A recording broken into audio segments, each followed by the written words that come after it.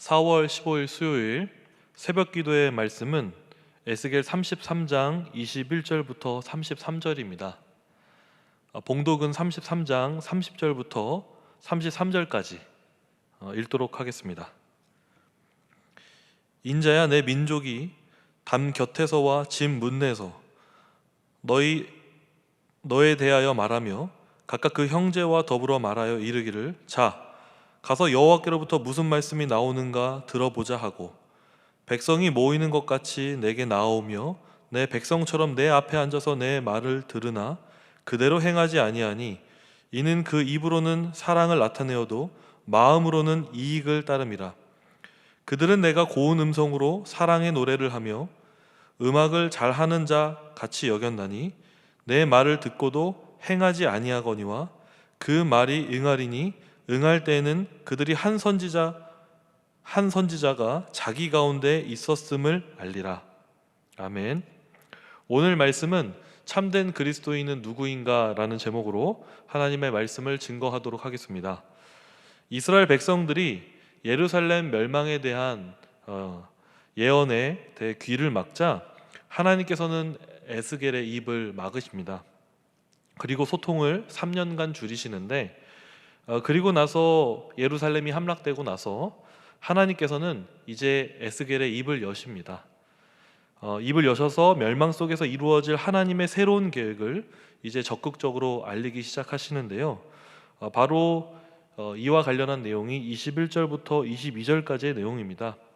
함락된 예루살렘으로부터 도망쳐 나온 한 사람이 있었는데, 그 사람으로부터 멸망 소식을 듣기 하루 전 저녁에 바로 벙어리 같던 에스겔의 입이 풀어지게 된 것이죠. 그리고 하나님께서는 에스겔에게 하나님의 말씀을 이제 주고 계시는 것입니다. 그리고 이어지는 23절부터 33절까지는 예루살렘에 남은 백성이나 바벨론 포로에 끌려간 사람 모두 멸망의 이유와 그 의미를 깨닫지 못하는 것을 보게 됩니다.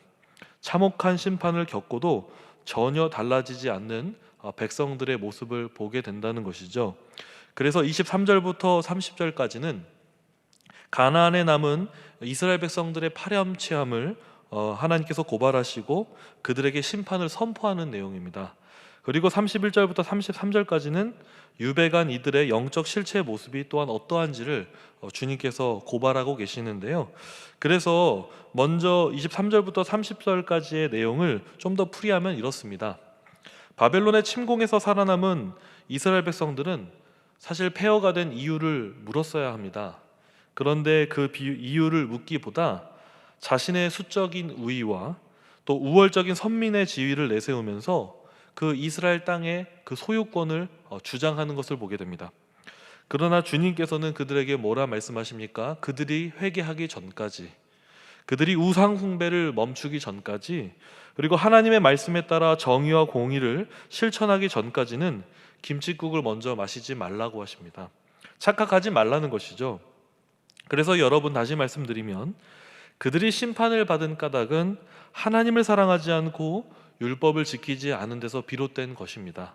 그런데 후한무치하게 자신의 부끄러움을 모르고 선민이라는 허울뿐인 정당성을 가지고 땅의 소유권을 말하는 저들을 보면서 주님은 그냥 넘어가지 않으시는 거죠.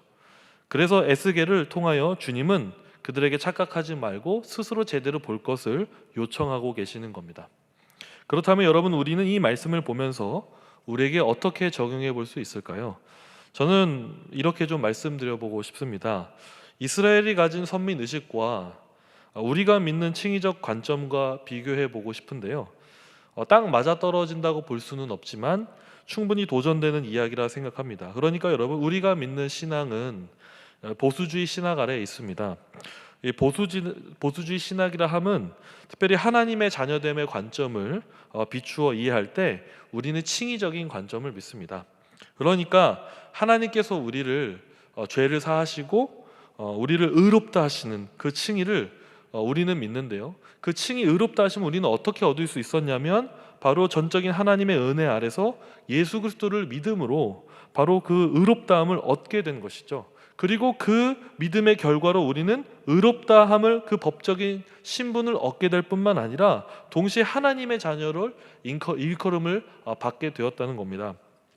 그런데 여러분, 그렇게 우리가 칭의를 얻고 하나님의 자녀가 되었는데 실제 우리가 살아가는 이 세상의 현실은 어떻습니까? 우리 스스로를 바라볼 때, 혹은 다른 사람, 다른 그리스도인들을 바라볼 때 우리가 경험하는 이 세상 현실은 어떠신가요? 그 의롭다 칭함을 받은 그리스도인들이 사실 우리가 참 안타까운 게 뭐냐? 막 사는 걸 봅니다. 예수님을 믿는데 막 산다는 거죠. 예수님을 믿는 모양이 없이 자신의 욕심과 자신의 그 이기적인 마음을 끌어안고 계속 살아가는 것을 우리가 심심치 않게 보게 된다는 겁니다. 그래서 하나님의 사람들처럼 사는 게 아니라 세상 사람들과 별반 다를 바 없이 우상 숭배하고 탐욕을 부리며 시기하고 빼앗는, 때로는 믿는 사람들이 세상보다 더한다는 소리를 우리가 듣기도 하는 것이 바로 이 세상이 아닌가 싶습니다. 그런데 여러분, 이런 일은 오늘날만 일어나는 일들이 아니라 역사적으로 계속 오래전부터 그리스도인들에 대해서 제기되어져 왔던 문제입니다. 그래서 우리 안에 예전부터 이런 도전이 있었던 것이죠. 뭐냐? 정말 그리스도인은 누구냐는 것입니다. 정말로 그리스도인은 누구냐? 하나님의 자녀는 누구냐는 겁니다. 그러니까 여러분, 과연 예수님을 믿는다고만 해서 하나님의 자녀라 말할 수 있는가라는 이 도전이 여러분 예전부터 있었습니다. 이와 관해서 미국 복음주의에 큰 영향력을 끼친 존 메가더는 이와 관련해서 주대심의 구원에 대해서 강조했습니다. 그러니까 저 이스라엘 백성들처럼 선민의식에 빠진 자들이 바로 예수님을 믿는, 허울뿐으로 믿는 그런 사람들과 비교하는 것인데, 여러분, 이 존 메가더가 말하길 정말로 구원받은 사람은 예수 그리스도의 죄사함을 믿을 뿐만 아니라 더 나아가서 그분의 말씀을 따르는, 그리고 주대심을 인정하며 살아가는 사람들이 바로 진정으로 구원함을 받은 사람들이라 그렇게 말하면서 주대심의 구원을 말합니다. 그런데 여러분, 이 보수주의 견해 안에서는 이 주대심의 구원에 대한 것뿐만 아니라 보통 더 다른 견해가 있습니다. 그건 어떤 견해냐면, 죄사함에 대해서 오직 예수님을 믿는 것 외에는 우리의 행위가 일절 간섭될 수 없다고 말합니다. 그래서 우리의 구원은 예수 그리스도의 공로로 말미암은 구원이지 행위는 아무런 상관이 없다고 주장합니다. 자, 그렇다면 여러분은 스스로 그 받은 구원에 대해서 어떻게 생각하십니까? 저는 그렇다고 논쟁하고 싶은 마음은 전혀 없습니다. 둘 다 일리가 있기 때문입니다. 다만 여기서 오해하지 마셔야 할 것은 뭐냐면, 존 메가더가 말하는 이 주대심이 구원이라는 게 행위로 구원함을 받는다는 얘기가 절대로 아닙니다. 그러니까 믿는 사람들에게는 분명히 열매가 일어날 수밖에 없기 때문에 이 구원에 대한 정의에 대해서 좀 견해 차이가 있는 것이죠.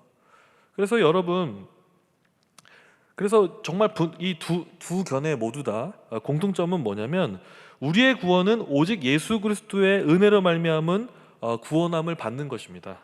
그러나 우리가 존 메가더가 말하는 이 주대심의 구원에 대해서 한편으로 우리가 좀 귀 기울일 필요가 있는 것은 뭐냐? 아니, 존 메가더가 아니더라도 예수님께서 뭐라 말씀하셨습니까? 열매로 그들을 알리라, 이렇게 말씀하셨습니다. 열매로 그들을 알리라.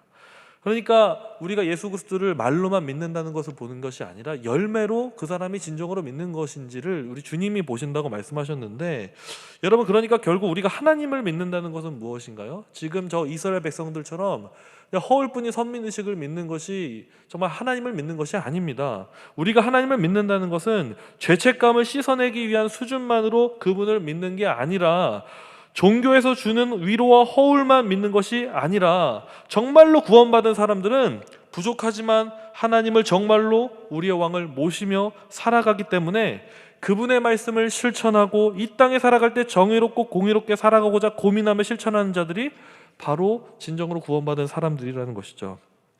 그런데 이스라엘의 문제는 무엇이었나요? 혈통적으로부터 내려온 선민의식은 있었습니다. 그러나 삶은 없었던 것입니다. 실천은 없었던 것입니다. 그래서 여러분, 30절부터 33절까지의 내용이 바로 어떤 내용들이냐? 그들이 하나님을 믿는다라고 말하고 또 예배도 드렸지만, 그래서 말씀에 드러나지 않지만 아마 추측하기로는 그들이 말씀을 듣고 찔려하고 아파했던 것 같습니다. 근데 거기까지였다는 것이죠. 거기까지였습니다. 전혀 속물근성은 전혀 바뀌지 않고 사랑에 대해서 생각은 했을지 몰라도 전혀 그들의 실제의 삶에서는 아무것도 드러나지 않는, 그래서 믿음은 그들에게 악세사리 정도였을 뿐이었습니다. 그래서 에스겔은 어떤 사람이 되어 있었느냐, 하나님의 선지자였음에도 불구하고 그는 그냥 말씀을 잘 전하는 연예인 정도가 되어 있었던 것이죠. 그래서 31절에 보시면 백성들이 에스겔 앞에 모입니다. 그리고 하나님의 백성처럼 선지자 앞에서 말씀을 잘 듣는데요, 그런데 전혀 행하지 않는 그들을 우리는 보고 있는다는 것입니다. 여전히 마음으로는 자신의 이익을 따라 행할 뿐이었다는 것이죠. 그래서 여러분, 이 말씀이 어떻게 다가오시나요? 저는 이 문제가 당시 에스겔 시대에만 국한되는 문제가 아니라 여전히 오늘날 우리가 예수 그리스도를 믿는 사람들에게 충분히 일어날 수 있는 문제이고 제기될 수 있는 문제라 생각합니다. 그러므로 저는 저와 여러분이 이 말씀을 보면서 이것을 기억했으면 좋겠습니다. 저와 여러분은 예수님 믿습니다. 당연합니다. 믿습니다. 그러나 예수님의 어디까지 믿으십니까? 예수님을 정말로 믿고 있습니까? 구원이 흔들릴 필요는 없다고 생각합니다.